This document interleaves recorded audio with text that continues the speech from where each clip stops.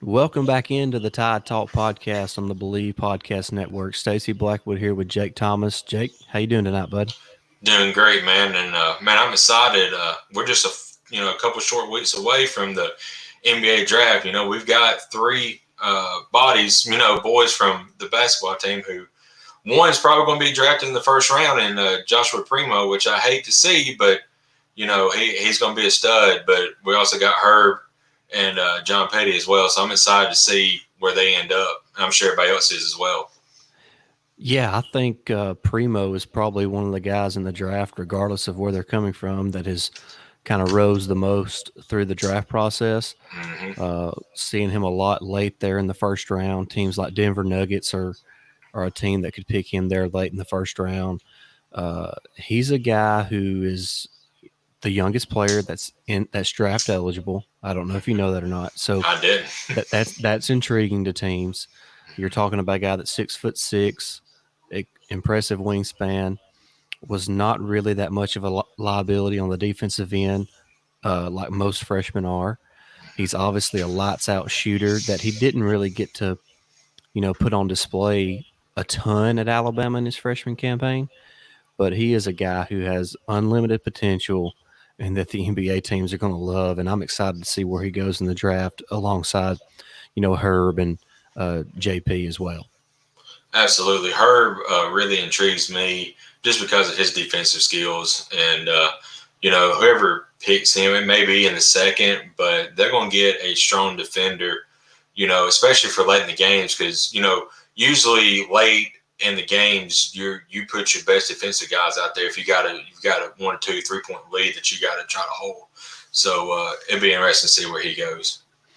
Yeah, Herb will be a role player in the NBA, a guy that can close out games for you on the defensive end of the floor, whether it's drawing a charge, getting a Hmm. steal, getting a block, getting out in transition. So excited to see how his NBA career develops. Obviously, if he can develop a consistent outside shot, maybe he could improve his role on a team in the NBA. But really excited for him.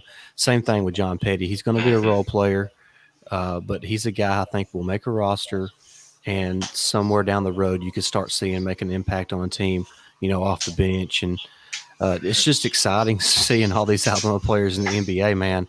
Uh, when Yes. we were kids, it was really Antonio McDyess, Gerald Yep. Wallace, Mo Hmm. Williams, and that was about it.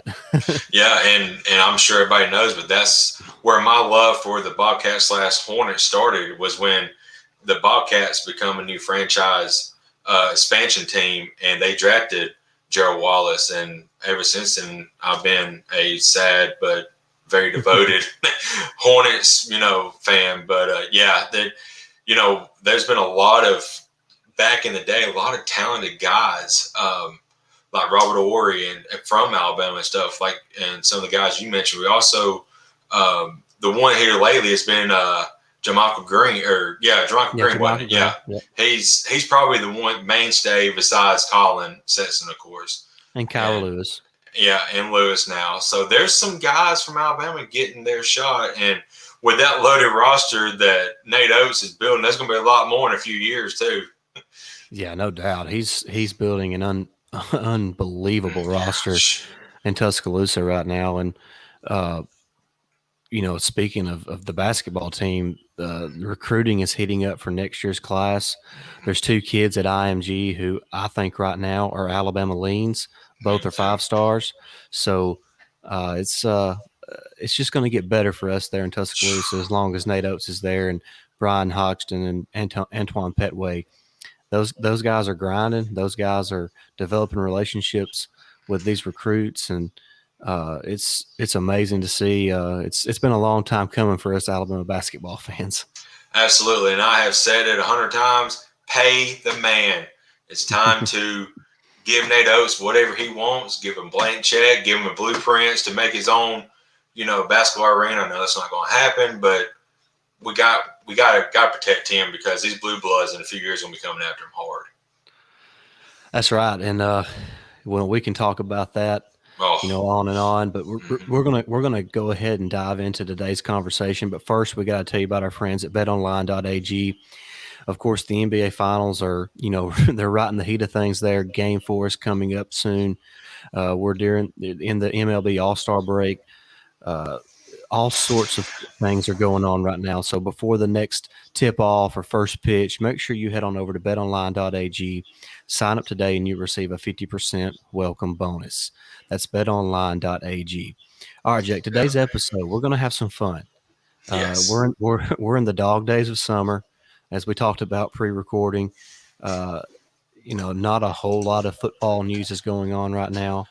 So we thought what we would do is today we're going to each give our top 5 favorite players of the Nick Saban era.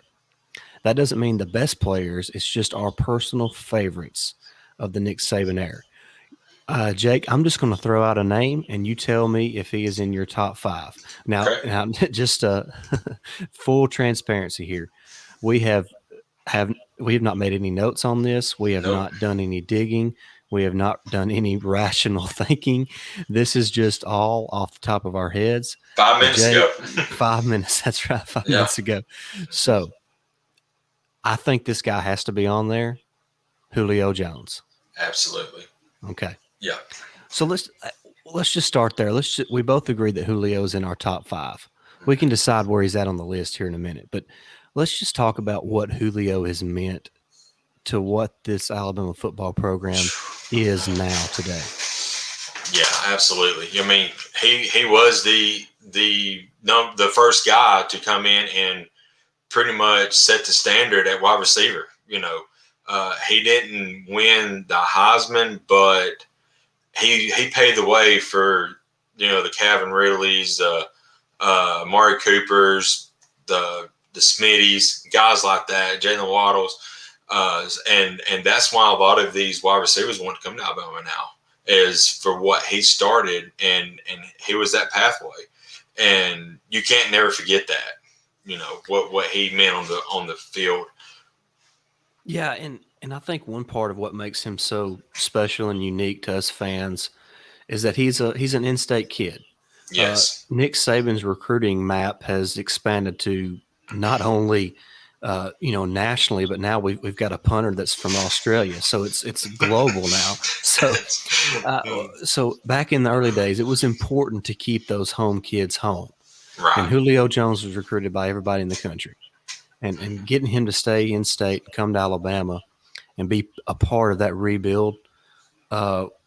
Was, like you said, it was kind of part of the foundation of what this program is today. So I think it's a no-brainer that Julio is there in the top 5.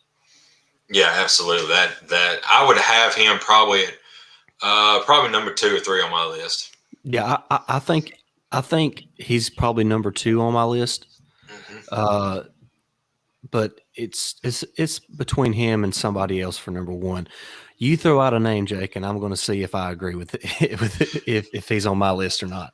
He's probably not on your list, but he's on my list just for what he did in his pretty much one season of being the guy at Alabama. And that's Blake Sims. I will never forget what he did that season. And I mean, that season where he was the guy, 3,487 yards, passing, 28 touchdowns and 10 interceptions. Now, it didn't end the way we would have liked, by that loss to Ohio State. But, he was just he could become a fan favorite. And, a lot of people that spring, that's when we got Jake Coker come in, and everybody's like, man, Jake Coker's going to run away with it.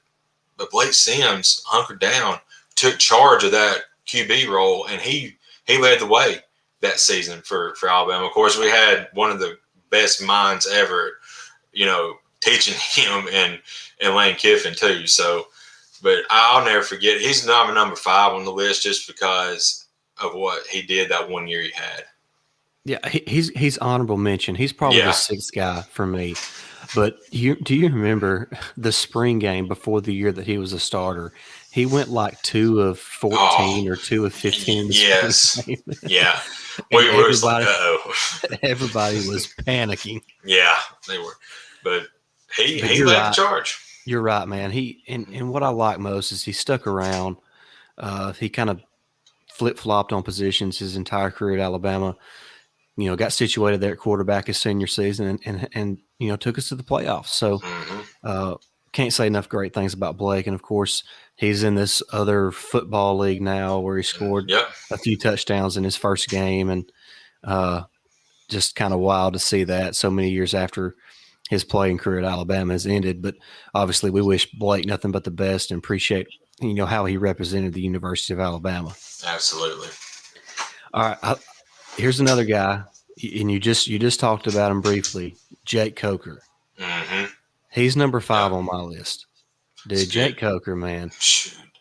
One of my favorite plays ever is the run against Texas A&M. It wasn't dude, it wasn't even a big gain. It wasn't. I mean, it just the way he didn't give up, man. That play and the play where he avoided the sack against Auburn, and threw the touchdown pass to Darius Stewart. Yes, man, those plays just stick out. And of course, he in his season as a starter, he did, lead us to a championship. Of course, that was really behind Derrick Henry in his Heisman Trophy season at running back. So, but Jake Coker to me is on my list. He gets a championship, so that puts him just slightly ahead of Blake Sims for me. Yeah, Jake is another good one, man. And you touched on it. I will never forget that.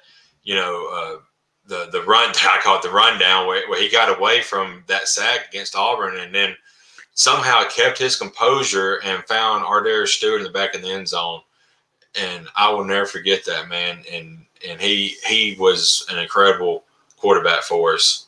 So I'm glad he finally got that recognition. I was at the game when he come in against Ole Miss, when they beat us at home.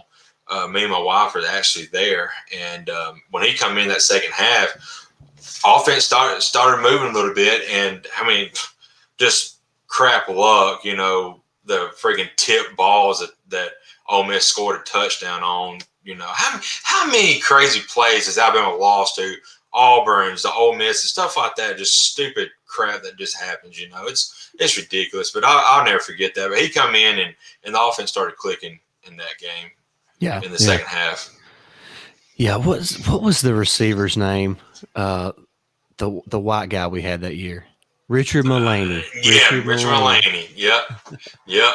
I don't know why he just randomly popped in my mind. Yeah. But all right, so far we've talked about 3 guys: Blake Sims, Jake Coker, and Julio Jones. Mm-hmm. We haven't even talked about a Heisman Trophy winner yet, and we've had 3. I know. Are any of the Heisman Trophy winners on your list? Oh, yeah. Okay. Yeah, Derrick Henry. Okay. Derrick Henry's one of my favorite running backs still, not only because I'm a Titans fan, but, I mean, a guy that size should not be able to move like that. No, and I watched some of his highlights from last year, and it's still, even when he was Alabama, even still today, it's like, I mean, he's getting older, but he still hasn't lost any of his speed. And a corner cannot catch him. That is what's amazing. Once he gets on the edge, and it's like, 230, 40 pounds, and he can outrun corners and safeties. That's incredible.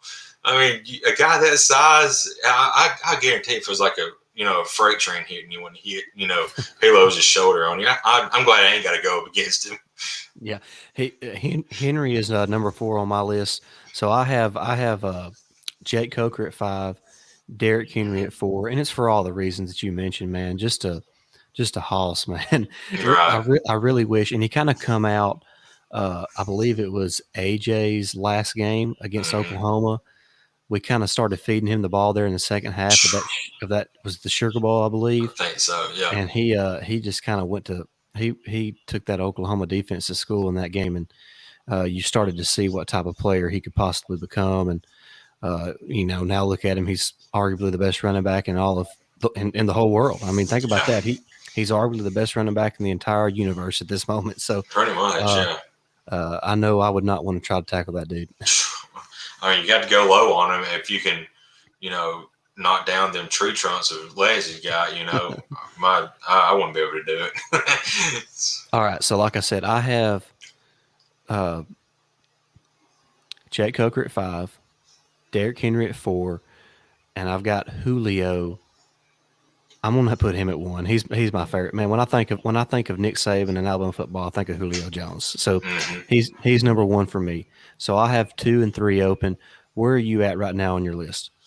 I've got Derrick Henry at 2 and Blake Sims at 5. And I'm going to tell you, I'm going to go ahead and give you my number 1 guy Okay.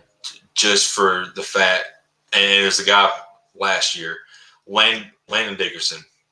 I will never forget, that moment, in the Florida game where, you know, that awful play happened where I still don't know if it was a cheap shot. I'm not going to say it was. From the one camera angle we saw, it kind of did look like it. But I'm not going to get on here and say it was. It was just a freak accident, part of football. It happens. And every player on that sideline, when they was loading him on the cart, came on the field, gave him high fives, gave him hugs. I mean, there wasn't any tear, there wasn't a dry eye on that sideline when that happened. And then we get to the championship game, and he comes in for the last snap. Man. I broke down. I'll be honest. Me too. I cried. I'm like, grown men ain't supposed to cry, but here is a special moment. And just the way he carries himself. I mean, you tell he loves the Alabama faithful. He loves Alabama, and I think he's going to be a great ambassador for the program in the NFL too. Yeah, Landon has to be on the list, in my opinion. You're not a true Alabama football fan. Right. uh, he's Yeah. he's at number 3 for me, Mm-hmm. and it's for all the reasons you said. The way he carries himself, the way he left it all on the field.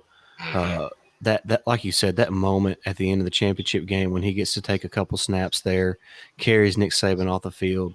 That's what college football is about. I hope we Mm-hmm. never lose that. Right. I hope that part of the game stays. With all the changes that are going on in college football right now, I hope that part never changes. And that's what is unique about college football is players Mm-hmm. like Landon Dickerson.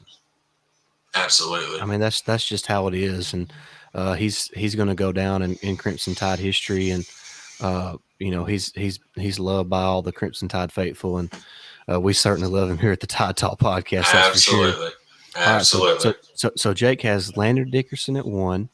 Julio 2 and No, Blake's Derrick Derrick Henry. Henry 2 Yep.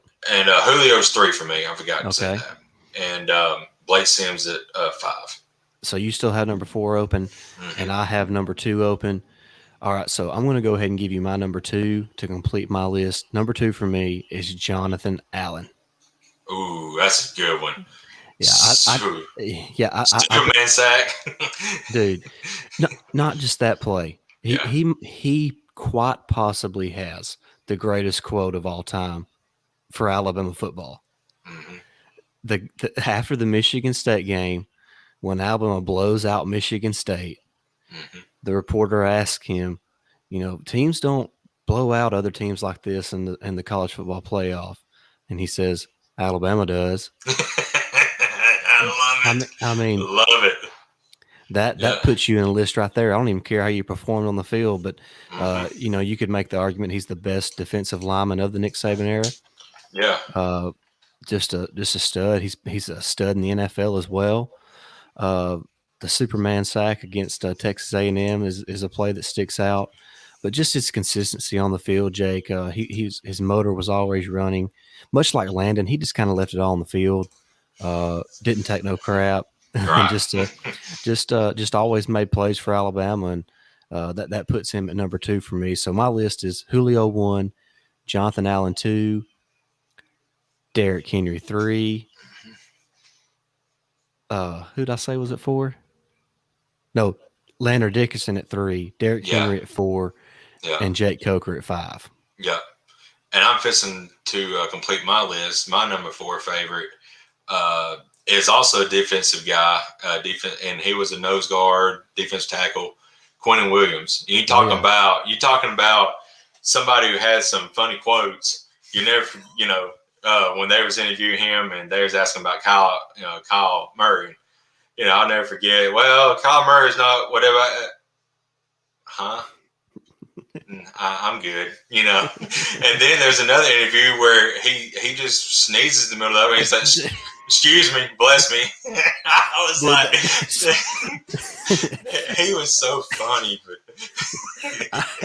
Dude, I laugh about that every time I see that. I know.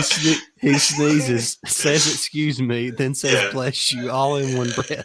I know it is, and so then funny. Thank you at the end. Yeah, thank you. Yeah, he was a funny guy, but on the football field, man, he was an absolute monster as well. He was a wrecking ball in the middle. He was. I mean, I remember late in the season that I think he left as a junior, didn't he? So his junior year, they was having to double team, and he was still getting to the back. He kind of reminded me of Mount Cody. He wasn't as big, but Mount Cody got a lot of double teams in his career at Alabama, and he still got into the backfield. So he kind of reminded me a little bit of him. Unfortunately, Williams had some injury problems here in the NFL. I hope he gets that better, and I hope to God they get him off the Jets. I'm sorry, but the Jets are an awful franchise right now. I don't know. They got Barkley, if he can stay healthy too. Maybe their offense again. He's with the Giants. That's right. He is with the Giants. Yeah. So he's on the other New York team. Yeah. Who did the Jets get? The Jets just drafted Zach Wilson as their quarterback. I know. I thought they had a good running back too. I can't remember. They had Bell, didn't they? Le'Veon Bell. Where did he go? But he's washed. Yeah, he is now. Washed. Yeah, that's who. Okay, yeah. So so I just I know. You need to stick with that original statement. He needs to get out of New York as fast as he can. I know it. Yeah, but I was going to tell you another thing. Since you had an honorable mention of one of my guys, which Blake Sims, I want to give you my honorable mention, and it's another guy who had a famous quote, and it's somebody that you also think about. A guy you'll never forget in the Saban era, and that is Tony Brown. Oh yeah, yeah, crazy Tony Brown. Exactly, because Hunter Renfrow lied. Yes, and that's all I need to say. That's exactly right. Tony Brown was an amazing player too, so he's in my honorable mention. Dude, I almost feel ashamed that we didn't mention guys like Devontae Smith. Dude, Rolando McClain, Dante Hightower, Marcel Darius, Minka Fitzpatrick, Dre Kirkpatrick, Landon Collins. Collins. The list goes on and on. Picking 5 is almost impossible, and if you ask me tomorrow, I may have a different 5. And I'm going to tell you, picking 10 would be impossible. Nearly impossible. I think that just shows you how much talent has come through Alabama in the last 10, 12 years, and it's ridiculous, man. It is. I mean, I could sit here and talk all day about one single player, but I mean, there's some guys that on this team this year that may jump up there. I love Malachi Moore. I love Will Anderson. Christian Harris. There's a lot of guys that I like on defensively, and there's a lot of guys offensively I like too. So they may make it eventually, but there's just so many guys to choose. It's hard to. Yeah, it really is. It's impossible to pick through all the. I mean, when you talk about a program that's had arguably the top class in recruiting the past decade, right? I mean, it's just there's over 50 guys in the NFL right now. Yeah. I mean, so it's impossible to pick. And like I said, I would probably have a different 5 tomorrow if you were to ask me, because it would just be the first 5 players that popped in my head, and it may not be the same 5. Yeah, exactly. But here's a good thing. This was pretty much our favorite top 5. So, we're going to redo our list that we had a few years ago of the best players at each position at Alabama. So it's a little bit different. These are our 5 favorite, just a fun type deal. But when it comes to get serious about each position, we'll have them guys in our list, because I mean they're all-time great players at Alabama. Yeah, and real quick, guys, jump in the comments below and give us your top 5 favorite players of the Saban era. Yes. And I guess it don't have to be the Saban era. That's what we chose. You can choose all time, or maybe if you're an old timer, if you want to do the Bear Bryant era. If you got issues, you can do the Mike DeBose era. Oh, yeah. Or the Mike Shula era. But Can you do my prize there? in all seriousness, get in the comments below. Give us your top 5 players of the Saban era, and just kind of see where that compares to mine and Jake's, and we would certainly appreciate that. Absolutely, and so this is fun. Yeah. And it was just off the wall, like you said. You mentioned in the beginning. We talked about it 5 minutes. Said, okay, we hit record. Yep, that's exactly right. We want to keep it. Obviously, we want to entertain everybody that listens to us or watches us on YouTube, but we also want to have fun with each other. I mean, it's just that. God, that sounded horrible. Can you delete that part out of that? That's going straight. That's going straight on the air. We might have YouTube might cut us for that. Yeah, they may censor us for that few seconds. But in all seriousness, though, we just want to have some fun. I mean, this is what it's all about. We love getting together and talking about Alabama, and we enjoy everybody that gives us a listen and kind of interacts with us on Twitter. And you can see below where you can follow each of us on Twitter. And of course, you can follow our podcast on Twitter at Tide Talk Pod. Another shout out to betonline.ag. Make sure you head over there today, receive that 50% welcome bonus, and get that bet in before the next game of the NBA Finals. Jake, real quick, who do you think is going to win the Finals? I got the Suns in 6. Oh man, you stole my thunder. That's what I was going to say. I like Giannis. I'm not going to attempt to say his last name because I will butcher. Yeah, but I mean, Middleton's had a pretty good playoff, but that Suns team has got a lot of talent with Ayton and Booker and Paul. I mean, there's a lot of good studs on that team as well, and they're playing really lights out right now. I just want Chris Paul to get him a championship. Yes.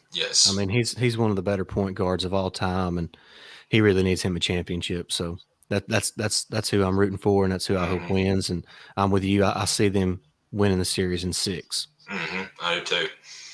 Well, there's your NBA update from the Tide Talk podcast. Which I don't watch a lot of NBA besides the Hornets, and when they don't ever make the playoffs, I quit watching. All right, guys. Well, we're going to head out now. Make sure you subscribe to the podcast on YouTube, Apple, Spotify, Amazon Music, Stitcher.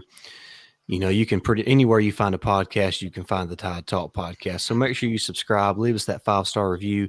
Like I mentioned, jump in the comment section below on YouTube and give us your top 5 favorite players of the Nick Saban era. All right, Jake, let's head out. Before we do, let's give a Roll Tide. Roll Tide. See you, bud. See ya.